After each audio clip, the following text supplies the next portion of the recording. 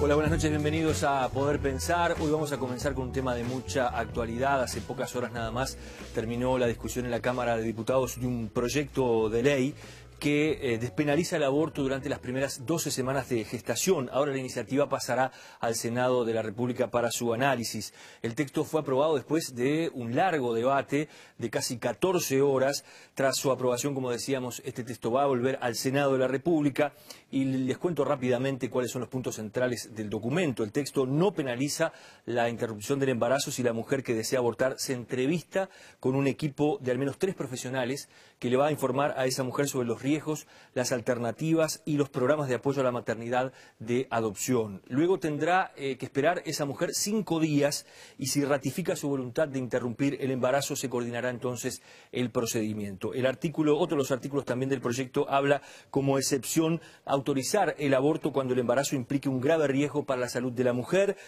cuando haya malformaciones incompatibles con la vida extrauterina o cuando el embarazo sea producto de una violación dentro de las 14 semanas de gestación. Estos son los puntos principales del proyecto que ya se aprobó en la Cámara de Diputados. Estamos recibiendo hoy para hablar sobre esto a 2 posiciones antagónicas justamente en el debate en la Cámara de Diputados sobre este proyecto. La diputada María Elena Laurnaga, diputada del Partido Socialista, gracias por acompañarnos. Gracias a ti, José. Y está con nosotros también Javier García, diputado del Partido Nacional, además miembro informante contra este proyecto. Gracias por estar con nosotros. Un gusto estar contigo y con María Elena.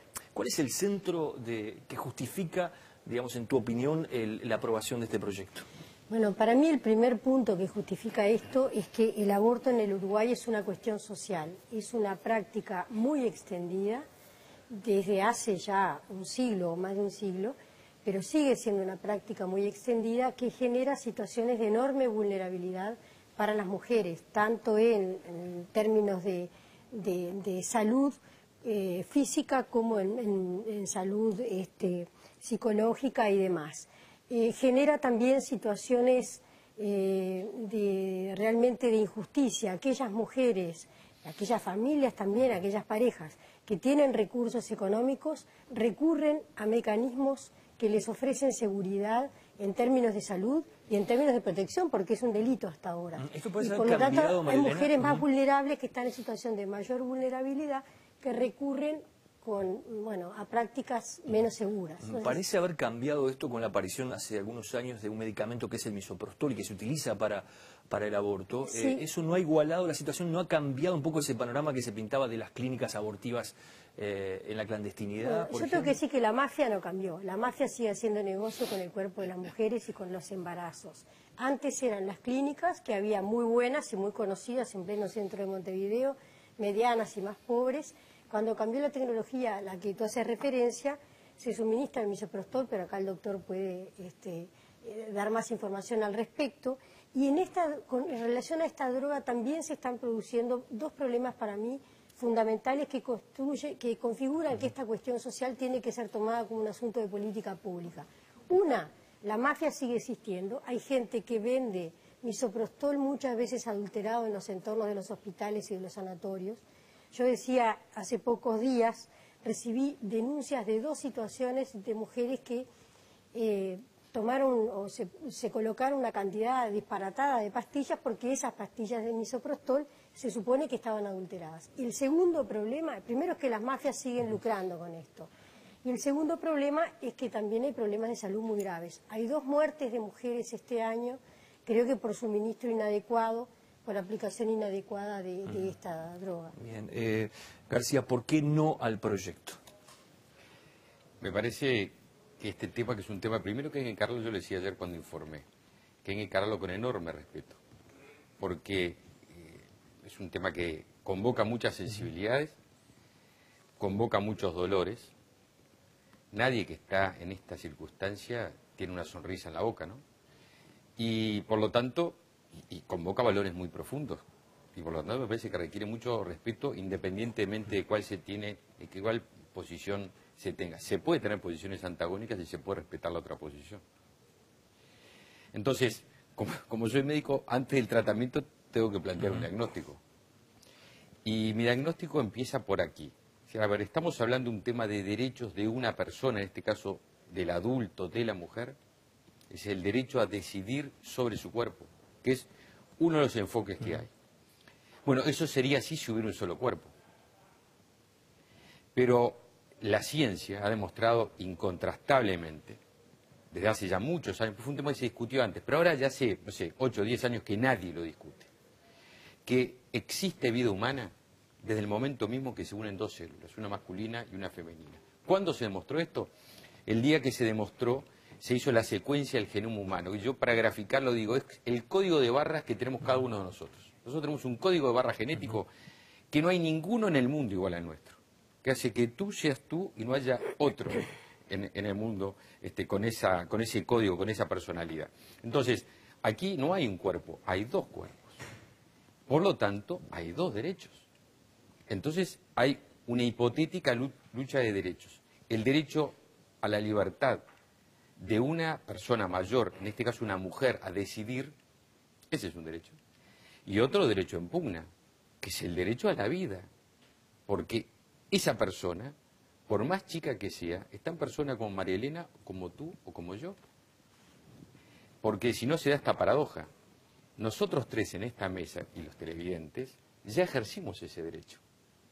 María Elena, tú y yo ejercimos el derecho a nacer.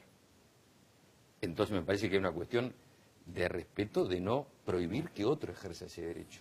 Vamos a seguir hablando sobre si está en condiciones de llevar adelante un embarazo una mujer que no quiere tener ese hijo, por las circunstancias, por la coyuntura que está teniendo que atravesar, de repente por su edad, por sus condiciones familiares, cómo se contrapone con esto que tú estabas planteando recién. ¿Cómo toman esto que se argumenta, en este caso, por parte del diputado García? Sí, a mí respeto mucho la posición del diputado García y otras posiciones, algunas basadas en principios religiosos y otras en principios filosóficos. Yo creo que él plantea muy bien que hay un tema de fondo que es la confrontación entre dos derechos. La acción política, el político, la política pública es aquella disposición general que tiene que cumplir y contener los derechos de todos. Tiene que tener un carácter de universal, de general y tiene que ser garante. Nosotros acá estamos tomando una posición política, en el sentido de formular una política pública con base en distintos principios. Entonces, la política pública no contraviene la filosofía del doctor García, ni la filosofía ni otras filosofías ni otras religiones, sino que ninguno está obligado a optar por el aborto en esta ley. El tema que él está planteando de fondo creo que es el tema vital. Hay una confrontación entre dos derechos. El derecho a la vida, todavía no es una persona, pero sí es vida. El derecho a la vida de un embrión y el derecho a la dignidad, digámosle así, de la vida de una mujer que por las X razones que tú mencionabas, está enfrentada a una situación terriblemente dolorosa, como bien decía el diputado García.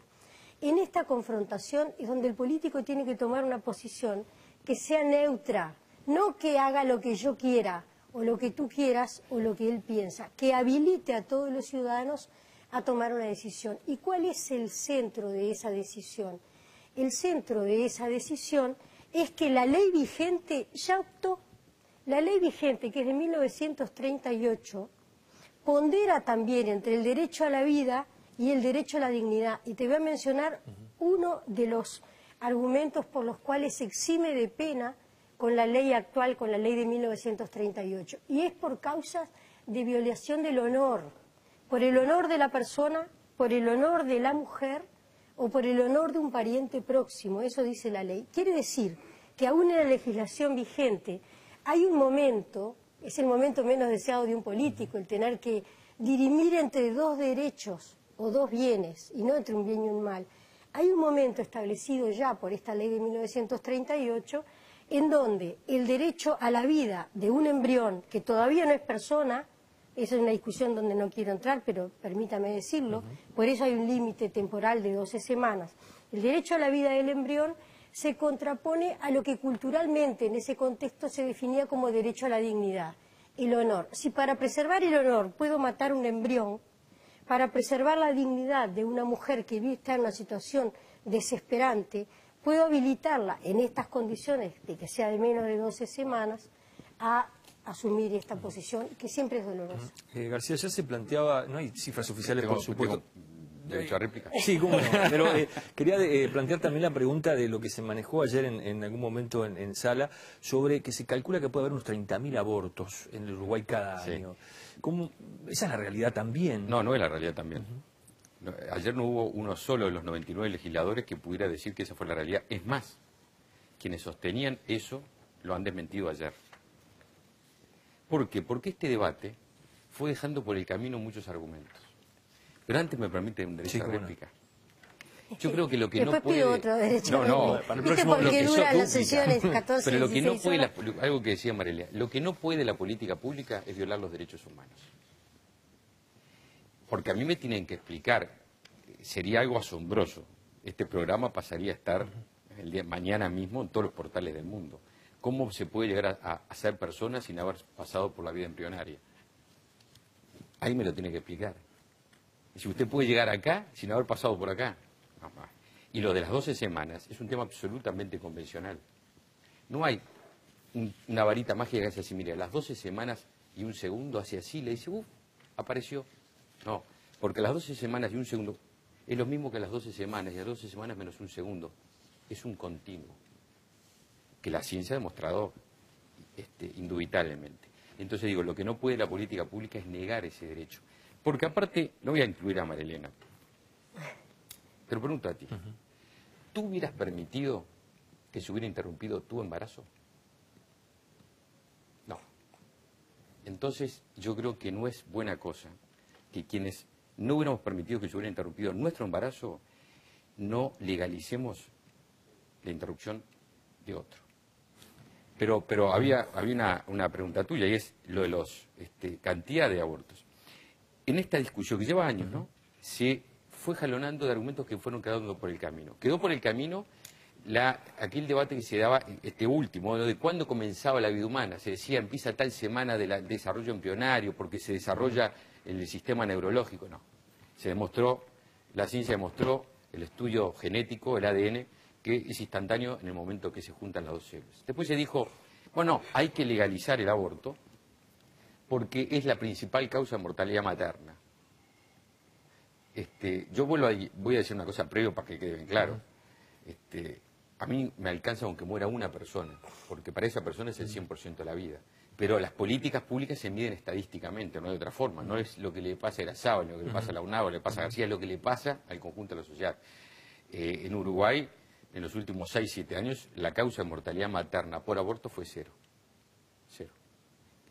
Cifra, una vez me acuerdo del ministro Fernández Huidobro, en el último debate, era senador, que momento, yo di a conocer unos informes que me remitió el Ministerio de Salud Pública, y me llamó de madrugada a decirme, Javier, no me mandás los informes, y la verdad es una novedad para mí. Dije, bueno, estos son los números. Yo como médico no me parecía esta realidad, pero acá están los números que lo verifican.